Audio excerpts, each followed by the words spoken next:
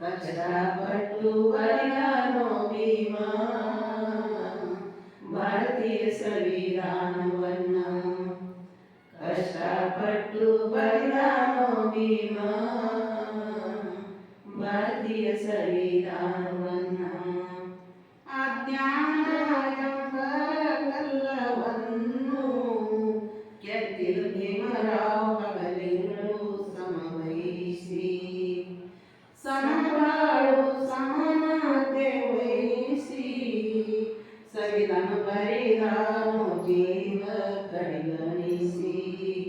ಕೊಟ್ರ ಶಾಕಂದ ಬರೆದ ಈಗವನ ನಗರದ ಹಾಡಿ ಹೇಳ್ಯಾನೋ ಪೂರ್ಣ